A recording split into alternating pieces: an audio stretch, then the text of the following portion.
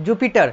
अब हम लोग बात करते हैं इस कक्षा की शुरुआत में जुपिटर से, क्योंकि जुपिटर पर ही हम लोगों ने, जुपिटर से पहले ही हम लोगों ने पिछली कक्षा को विराम दिया था, क्योंकि अभी हम लोग जिस अध्याय में है वो है अर्थ इन द सोलर सिस्टम, जो अध्याय संख्या 9 है आप लोगों के एसएसटी का, और यह यूनिट 2 यानी कि ज्योग्राफी का पहला अध्याय बनता है। और हम लोग इस अध्याय के अंतर्गत बहुत सारे टॉपिक को कर चुके हैं। अब हम लोग इस अध्याय को आगे बढ़ाते हैं इस कक्षा के माध्यम से और बात करते हैं जुपिटर का, बृहस्पति का। Jupiter is the largest in size. Jupiter जो है, जो बृहस्पति ग्रह है, वो 8 ग्रह में सबसे बड़ा है आकार में।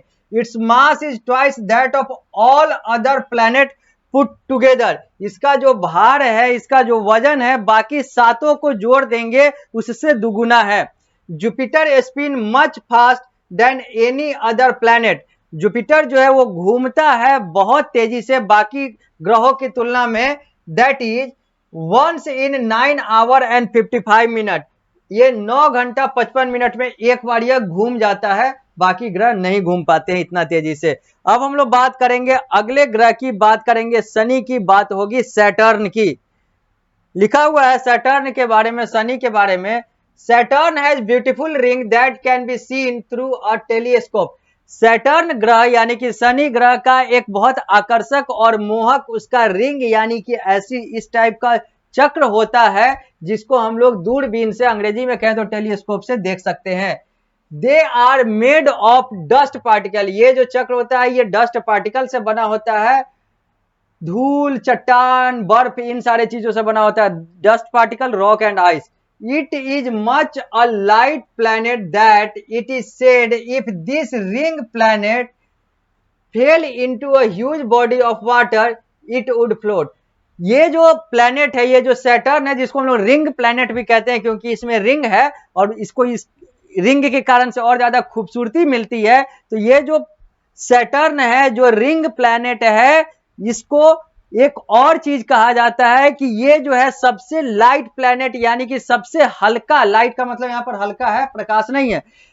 It is such a light planet. ये इतना हल्का है कि ये कहा जाता है कि अगर ये ग्रह जो है, अगर पानी में fail into a huge body of water, अगर पानी में गिर जाएगा तो ये तैरने लगेगा, ये उसमें अंदर जाएगा भी नहीं, इतना ये हल्का होता है। सैटर्न के बारे में उदाहरण के तौर पर समझाया गया। अब अगले प्लेनेट की बात करते हैं अरुण की, जिसको अंग्रेजी में हम लोग यूरेनस कहते हैं। Uranus and Venus rotate from east to west unlike other planet which rotate from west to east. ये हम लोगों ने पहले भी बात कर रखा है कि यूरेनस और वेनस जो है ये पूरब से पश्चिम की तरफ रोटेट करते हैं, बाकी सारे जो 6 हैं वो पश्चिम से पूरब की तरफ।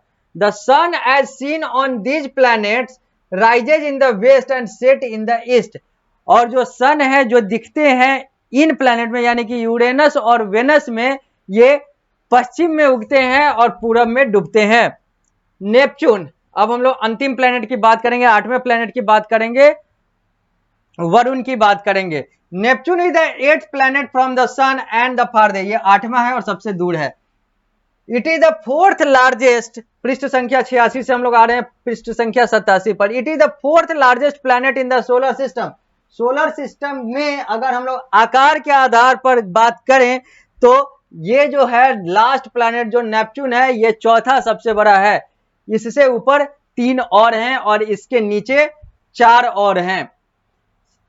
इट्स एटमॉस्फेयर कंटेन, इसके वातावरण में hydrogen, helium and some methane which gives it bluish colour. इसके एटमॉस्फेयर में हाइड्रोजन यानी कि प्राणवायु, हीलियम और कुछ मीथेन पाए जाते हैं जो कि इसके रंग को यानी कि नेपच्यून को नीला रंग प्रदान करते हैं या फिर नीला बनाते हैं। आगे अब हम लोग एक फैक्ट फाइल के तौर पर एक फैक्ट की बात करेंगे, एक तथ्य की बात करेंगे। लिखा हुआ है an easy way to learn the name of the planet is, फिर वही चीज जो मैंने पहले बताया था वही यहां पर लिखा हुआ है कि अगर प्लैनेट के नाम को ठीक से और बहुत तेजी से और बहुत आसानी से समझना है तो यहां पर दिया गया हुआ है। मैंने जो बताया था उसमें लास्ट में यहां पर थोड़ा सा चेंज है, तो बस यहीं पर ये 8 प्लैनेट के आधार पर सारा कुछ दिया गया हुआ है। My very educated mother just showed us night angles में, क्योंकि हम हमने क्या कहा था, मैंने कहा था कि my very educated mother just show us 9 planets, यहां पर just show us night angles हो गया, क्योंकि 9 प्लैनेट अब है नहीं, अब हमारे पास 8 प्लैनेट है, और 9 प्लैनेट में N फॉर नेपच्यून और P फॉर प्लूटो होता, इसलिए हम लोगों को लास्ट N पर ही रखना है, तो नाइट एंगल्स कर दिए, नाइट एंगल से N का मतलब नेपच्यून हो गया, P ऐसे ही समाप्त हो गया। तो M for Mercury, V for Venus, E for Earth, M for Mars, J for Jupiter, S for Saturn, U for Uranus, N for Neptune. The first letter of every word tell us the sequence of the planet as they appear in the solar system. जो पहला word है, जो पहला letter है हर शब्द का, वो बताता है कि इसी तरीके से सारे प्लैनेट सोलर सिस्टम में लगे हुए हैं। मरकरी, वेनस, अर्थ, मार्स, जुपिटर, सैटर्न, यूरेनस और नेपच्यून। ठीक है, अब हम लोग आगे बढ़ते हैं और बात करते हैं the earth and its major feature. अब हम लोग अपने धरती की बात करते हैं, अपने प्लैनेट अर्थ की बात करते हैं और इसकी कुछ खास विशेषताओं की बात करते हैं। सबसे पहले इस चित्र को देख लीजिए, यही अर्थ है, यही हम हैं, यही हमारा घर है। लिखा हुआ है,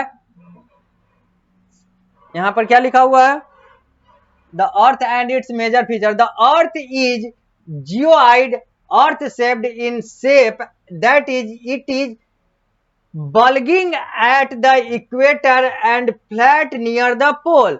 अर्थ का जो है आकार जो है जियोइड है, यानी कि ये अर्थ शेप है। अर्थ शेप का मतलब क्या हो गया कि अर्थ जो है वो इक्वेटर के पास, यानी कि बीच में पूरा चपटा है, और जैसे हम लोग ऊपर बढ़ेंगे वैसे ये पतला होता चला जाएगा, और पोल यानी कि धुर्री पर, यानी कि अपने ध्रुव पर ये सबसे पतला हो जाता है, और ऊपर वाले ध्रुव को नॉर्थ पोल कहते हैं, नीचे वाले ध्रुव को साउथ पोल कहते हैं।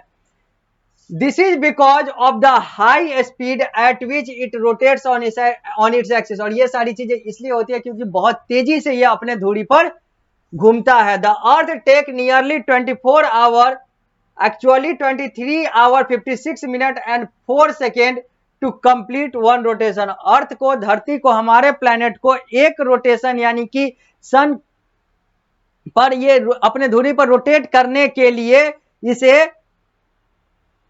24 घंटा, लगभग 24 घंटा लग जाता है, जिसमें अगर एग्जैक्ट बात करें, अगर हम लोग एग्जैक्ट आवर की बात करें, मिनट की बात करें, सेकंड की बात करें, तो 23 घंटा 56 मिनट और 4 सेकंड लगता है, जिसको हम 24 घंटा मान के चलते हैं। इसीलिए एक दिन में हम लोग 24 घंटा लेकर चलते हैं।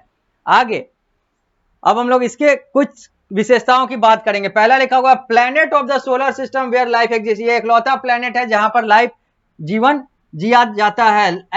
Active planet with volcanoes and earthquake. ये एक्टिव यानी कि सक्रिय ग्रह है जहां पर ज्वालामुखी और भूकंप आते हैं। Planet with liquid water which makes it appear blue in colour from space.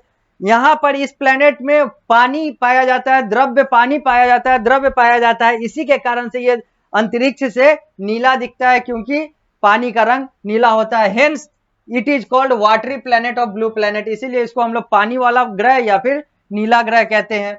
आगे, its distance from the sun is almost 150 kilometre, million kilometre. इसका जो डिस्टेंस जो है सूर्य से लगभग 150 मिलियन किलोमीटर, और 1 मिलियन का मतलब होता है 10 lakh.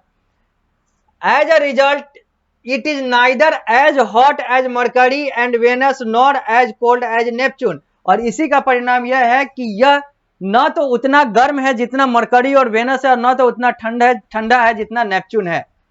The combination of an ever-changing surface and presence of air and water along with moderate temperature has made it possible for the existence of the life on earth। और यहाँ पर अलग अलग तरह का इन्वायरमेंट, अलग अलग तरह का वातावरण होता है, अलग अलग तरह के हवाएं, अलग अलग तरह के पानी, अलग अलग तरह के तापमान होते हैं, जिसके कारण से यहाँ पर जीवन जीना संभव है। लोगों के लिए यहाँ पर जीवन यापन करना संभव है। पृष्ठ संख्या इसी पर है, अभी हम लोग पृष्ठ संख्या 87 पर हैं हम लोग। अब हम लोग बात करेंगे सैटेलाइट्स का।